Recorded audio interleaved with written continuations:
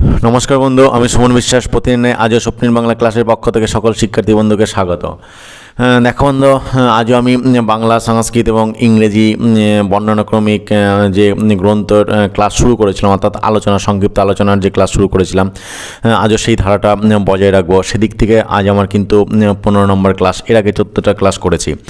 অর্থাৎ বাংলায় প্রচলিত, ইংরেজিতে প্রচলিত বা সংস্কৃতে প্রচলিত যেসব গ্রন্থ রয়েছে, জনপ্রিয় গ্রন্থ বা বাজার চলতি যেসব বই রয়েছে, তাদের সংক্ষিপ্ত আলোচনা। এটা খুবই গুরুত্বপূর্ণ একটা বিষয়, কেননা বিভিন্ন চাকরি পরীক্ষায় কিন্তু আসতে দেখা গেছে এই গ্রন্থটা কার লেখা বা এই গ্রন্থটা সম্পর্কে কী জানো বা সংক্ষিপ্ত টিকা লেখো।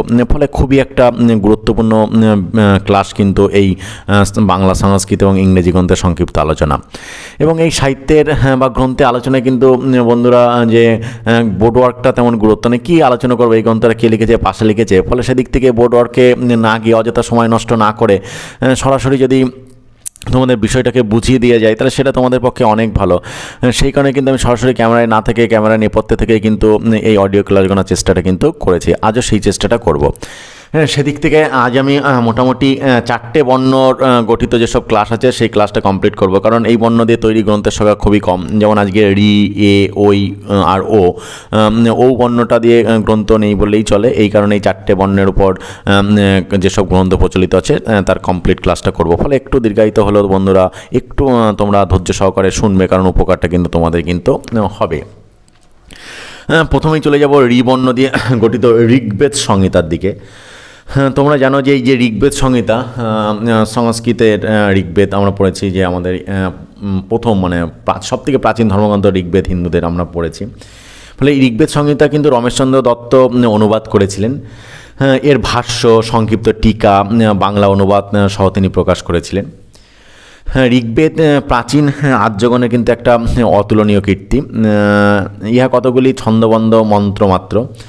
এই সকল মন্ত্র যে কোনো সময় রচিত হয়েছিল তা নির্ণয় করা কিন্তু কঠিন।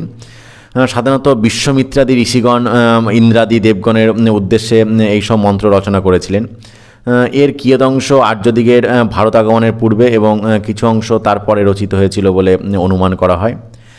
এই সকল মন্ত্রপাঠে প্রাচীন আর্যগণের পুরাবৃত্ত বা আচার ব্যবহার বা রীতিনীতি এবং সমাজবন্ধন প্রভৃতি অনেকাংশে কিন্তু আমাদের পক্ষে জানা সম্ভব হয়েছে। তারপরে হচ্ছে ঋতুসংহার, জানা একটা সংস্কৃত খণ্ডকাব্য, মহাকবি কালিদাসের লেখা। এখানে গ্রীষ্ম, বর্ষা, শরৎ, হেমন্ত, শীত ও বসন্ত এই 6 প্রকার ঋতুর প্রকৃতি খুব সুন্দরভাবে লেখক তুলে ধরেছেন। এর অধিকাংশ কবিতায় কিন্তু আদি রসাত্মক। এবার চলে যাব বন্ধু এ বর্ণ নির্মিত গ্রন্থের দিকে। সেদিকে প্রথমেই যেটার কথা মনে আসে সেটা হচ্ছে একাকার। তোমরা জানো এটা একটা বাংলা নাট্যলীলা, লিখেছিলেন কিন্তু অমৃতলাল বসু। এই নব্য সংস্কার দল জাতিভেদ প্রথা উঠিয়ে বলছে সাম্যনীতি প্রচারের চেষ্টা করে, তাদের লক্ষ্য করে কিন্তু এই পুস্তক অমৃতলাল বসু কিন্তু লিখেছিলেন। তারপর হচ্ছে একাক্ষর কোষ।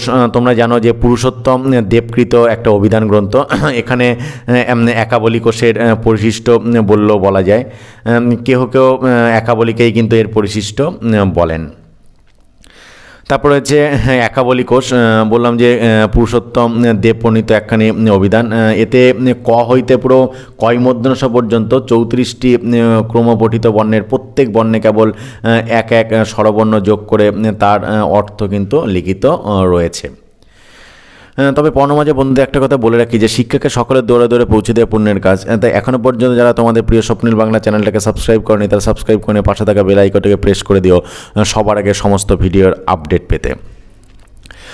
এবার চলে যাব একটা জনপ্রিয় গ্রন্থ বাংলা সাহিত্যের ইতিহাসে, একেই কি বলে সভ্যতা। তোমরা জানো এটা বাংলা প্রহসন মাইকেল মধুসূদন দত্তের লেখা।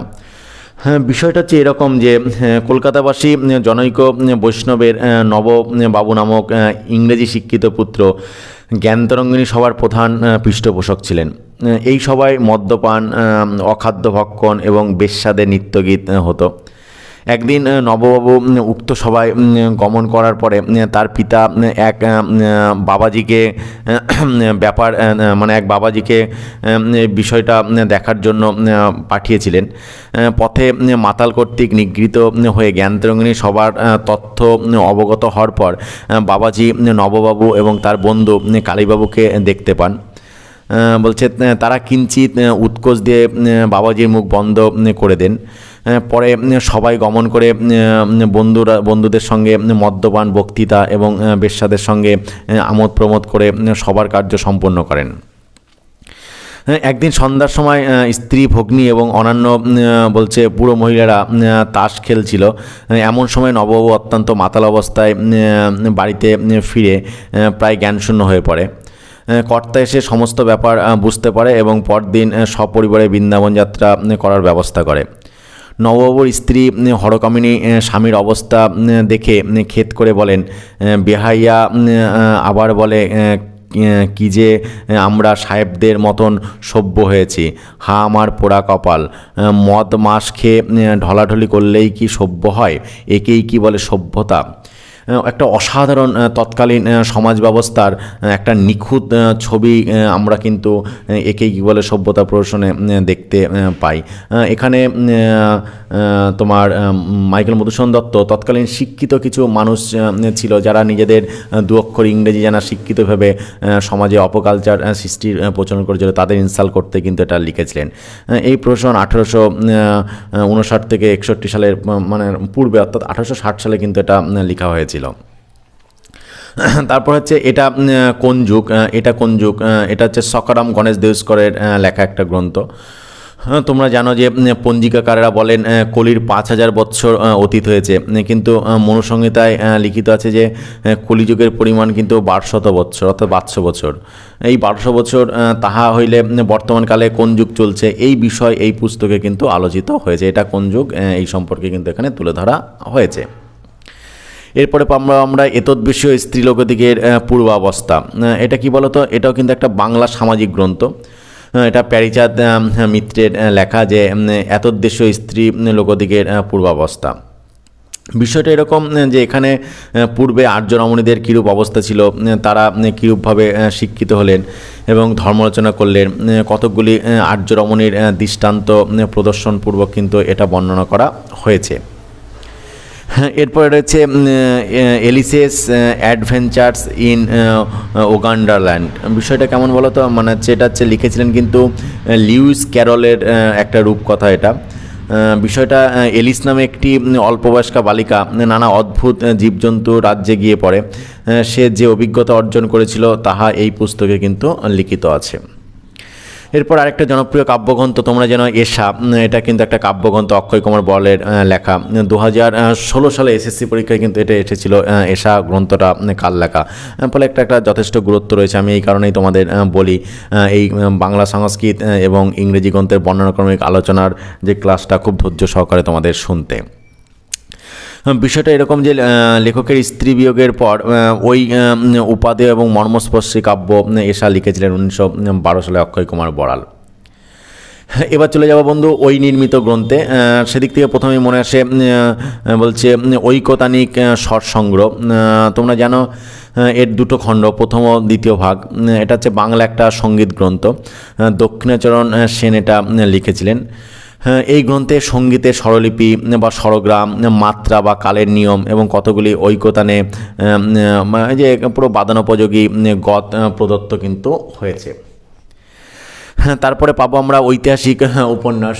তোমরা জানো যে বাংলা একটা উপন্যাস, ঐতিহাসিক উপন্যাসটা ভূদেব মুখোপাধ্যায়ের লেখা। এটা এখানে স্বপ্ন সফল এবং অঙ্গুরীয় বিনিময় এই দুটি গল্প আছে ঐতিহাসিক উপন্যাসে। বিভিন্ন কলেজের পরীক্ষায় কিন্তু এটা আসতে দেখা গেছে 5 নম্বরের প্রশ্নে বা 2 নম্বরের প্রশ্নে, যে অঙ্গুরীয় বিনিময় এবং সফল স্বপ্ন কার লেখা। বিষয়টা এরকম যে গজানন বলছে নগরাধিপতি বলতে সকল তাজিন প্রথমে দাস ছিলেন, পরে রাজ্যাধিপতি হয়েছিলেন। বলছে এটাই সফল স্বপ্নের মূল অধ্যায়। ইহা রোম্যান্স অফ হিস্ট্রি নামক ইংরেজি গ্রন্থের একটি উপাখ্যান অবলম্বনে তিনি লিখেছিলেন।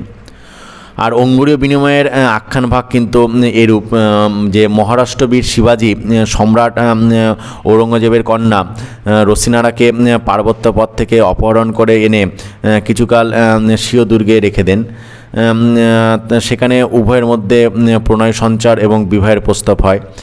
এরপর মোগলগণ উক্ত দুর্গ অধিকার করে এবং রসিনারাকে সম্রাট সদনে পাঠিয়ে দেয়। সম্রাট কন্যার মুখে শিবাজির গুণকীর্তন শ্রবণে ক্রুদ্ধ হয়ে তাকে বন্দি করে রাখে। মোগল সম্রাটের সঙ্গে শিবাজির সন্ধি হওয়ার পর তার আহ্বানে শিবাজি দিল্লি গমন করেন এবং ঘটনাচক্রে বন্দী হন এবং সেখান থেকে কৌশলে তিনি পলায়ন করেন। আমরা জানি ঝুড়ির মধ্যে বসে মাথায় করে তিনি পালিয়েছিলেন এবং আসার সময় রসিনারাকে সঙ্গে নেওয়ার তার একটা অভিপ্রায় ছিল, ফলে নিজের অঙ্গুরীয় মানে আংটি তার নিকট কিন্তু প্রেরণ করেন এবং রসিনারা স্বজাতির নিকট অপদস্থ হবার সম্ভাবনায় শিবাজির অঙ্গুরীয়ের সঙ্গে নিজ অঙ্গুরীয় বিনিময় করে ওই অঙ্গুরীয় এবং এক বিদায় লিপি শিবাজির নিকট কিন্তু পাঠিয়ে দিয়েছিলেন। এটাই ছিল কিন্তু ঐতিহাসিক উপন্যাস যে দ্বিতীয় যে খণ্ডটা অঙ্গুরীয় বিনিময়ের প্রধান বিষয়বস্তু। দেখো বন্ধু, এই যে সাহিত্যের ইতিহাসের যে গ্রন্থ আলোচনা বলি যে বিভিন্ন গুরুত্বপূর্ণ ক্লাস, কারণ তুমি বলেছি বিভিন্ন কলেজে কিন্তু এটা পাঠ্য, ফলে সেই কলেজে 2 নম্বরে বা 5 নম্বরে 10 নম্বরে আসেই, বিভিন্ন চাকরির পরীক্ষায় কিন্তু আসে অমক গ্রন্থটা কার লেখা, সেদিক থেকে কিন্তু যথেষ্ট কিন্তু গুরুত্ব রয়েছে। তাই বলবো আমি মনোযোগ সহকারে কিন্তু এই বাংলা সংস্কৃত এবং ইংরেজি গ্রন্থের আলোচনা ক্লাসটা তোমরা অবশ্যই কিন্তু করবে। এরপরে চলে যাব ঐতিহাসিক রহস্য। তোমরা জানো এটা একটা বাংলা ইতিহাস গ্রন্থ, লিখেছিলেন কিন্তু রামদাস সেন।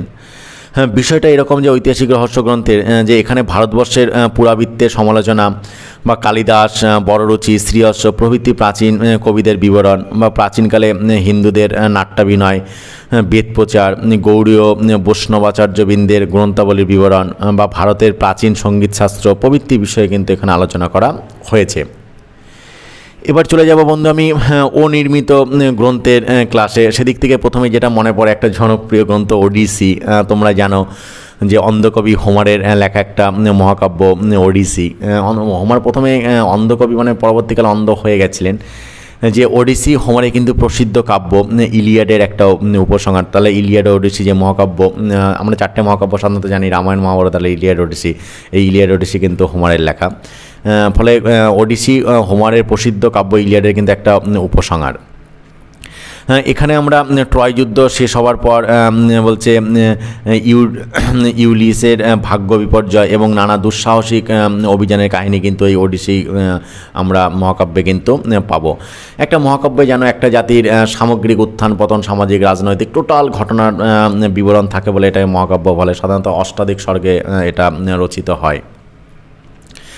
এরপরে পাবো আমরা ওথেলো। জানো ওথেলো মহাকবি শেক্সপিয়ারের রচিত একটা ইংরেজি নাটক, বিখ্যাত নাটক ওথেলো। হ্যাঁ, এখানে বীরযোদ্ধা ওথেলো এবং ডেসডেমোনার কাহিনী কিন্তু সুন্দরভাবে লেখক কিন্তু এখানে তুলে ধরার কিন্তু চেষ্টাটা করেছেন। দেখো বন্ধু, এই যে আমি বাংলার সঙ্গে ইংরেজি যে ওডিসি ওথেলো দিতেই পারে, ওথেলো কার লেখা, ওডিসি কার লেখা, বা ওথেলো কাব্যের নায়ককে বা নায়িকাকে, এরকম কিন্তু বিভিন্নভাবে প্রশ্ন আসতেই পারে, বা তোমার জ্ঞানের জন্য কিন্তু এটা জানাও কিন্তু একান্ত প্রয়োজন। সে কারণে কিন্তু আমি আপ্রাণ চেষ্টা করছি যে বাজার চলছে যত জনপ্রিয় গ্রন্থ আছে বা যেটা পরীক্ষায় আসার মতন, সেই সব প্রত্যেকটা গ্রন্থের বর্ণ ধরে ধরে আলোচনার যেতে, কারণ যার যেটা যখন দরকার হয় সেই বর্ণে গিয়ে সে খোঁজ করলেই কিন্তু ব্যাপারটা বুঝে যেতে পারবে। এই কারণে কিন্তু আমার এই প্রচেষ্টা। এরপরে চলে যাব ওয়ার অ্যান্ড পিস। খুবই জনপ্রিয় একটা ইংরেজি গ্রন্থ, তোমরা জানো ইংরেজি অনার্স যারা করেছো বা ইংরেজি যারা একটু ভালো বোঝো, এটা কিন্তু সবার মুখে মুখে উচ্চারিত হয় ওয়ার অ্যান্ড পিস। লিখেছিলেন কিন্তু লিউ টলস্টয় লেখা একটা উপন্যাস কিন্তু ওয়ার অ্যান্ড পিস। সাধারণত 1805 থেকে 1812 খ্রিস্টাব্দের মধ্যে ক্রমাগত যে যুদ্ধ বিগ্রহের ফলে রাশিয়ার যে দুর্দশা হয়েছিল তার বর্ণনা কিন্তু এখানে বর্ণিত আছে। আমরা প্রত্যেকেই জানি যে রাশিয়ান সাহিত্যিক ছিলেন কিন্তু লিউ টলস্টয়। ইলিয়াস গল্পটা যখন ক্লাস 9-এ বাংলা মিডিয়ামে পাঠ্য হচ্ছে, সেটা পড়তে গিয়ে আমরা কিন্তু লিউ টলস্টয়ের নাম শুনেছি এবং আমরা সেখানে শিখেছি কিন্তু তিনি একজন রাশিয়ান লেখক। এরপরে চলে যাব ওয়ে অফ অল ফ্লেশ দি। এই যে ওয়ে অফ অল ফ্লেশ দি, এটা হচ্ছে আরেকটা জনপ্রিয় গ্রন্থ। জানো স্যামুয়েল বাটলার রচিত একটা বিয়োগান্তক উপন্যাস কিন্তু ওয়ে অফ অল ফ্লেশ দি। দেখা বন্ধু, আজ যে রি এ ওই ও নির্মিত বর্ণের যে গ্রন্থের আলোচনায় প্রবেশ করেছিলাম, আজ তার 15 নম্বর ক্লাস। এই 15 নম্বর ক্লাসে আর একটা গ্রন্থ আলোচনা করো, আজকের ক্লাসটা এখানে শেষ করব। তাহলে মোটামুটি স্বরবর্ণ গঠিত যত গ্রন্থ বাজারে প্রচলিত আছে টোটালি কমপ্লিট হয়ে যাবে। আজকের শেষ গ্রন্থ হচ্ছে ওলা ওঠা সংহিতা। তোমরা জানো যে এই ওলা ওঠা সংহিতা একটা বাংলা চিকিৎসা গ্রন্থ। নামই বুঝতে পারছো, ওলা ওঠা মানে কলেরা, সংহিতা মানে তার সমগ্র, অর্থাৎ কলেরা চিকিৎসা সংক্রান্ত বিবরণ এখানটায় থাকবে, এটা স্বাভাবিক। এটা লিখেছিলেন কিন্তু চন্দ্রশেখর কালী, লেখা কিন্তু ওলা ওঠা সংহিতা। এই গ্রন্থের মধ্যে আমরা ওলা ওঠা সম্পর্কে বহুবিধ জ্ঞাতব্য তত্ত্ব জানতে পারবো এবং ওলা ওঠার হোমিওপ্যাথিক যে চিকিৎসা বা প্রথম শিক্ষার্থীর ওলা ওঠা শিক্ষা বা যে বালবিসূচিকা এবং ওলা ওঠা নিবারাত্মক ফলদায়ক উপাদায় সমূহ বিস্তৃতভাবে কিন্তু লেখক এখানে বর্ণনা করার চেষ্টা করেছেন। আশা করছি বন্ধু আজকেও বাংলা, সংস্কৃত এবং ইংরেজি গ্রন্থের সংক্ষিপ্ত আলোচনার 15 নম্বর ক্লাসে একটা খুবই সুন্দর তত্ত্ববহুল ক্লাস তোমাদের উপহার দিতে পেরেছি বলেই মনে হয়। তারপরে যদি কোনো জায়গায় কোনো সমস্যা থাকে অবশ্যই বন্ধু কমেন্ট বক্সে যাবে, কমেন্ট বক্সে গিয়ে কমেন্ট করে জানাবে, আমি যথাসম্ভব তার উত্তর দেওয়ার কিন্তু চেষ্টা করব। আজকের ক্লাসটা এই পর্যন্তই। নমস্কার বন্ধু।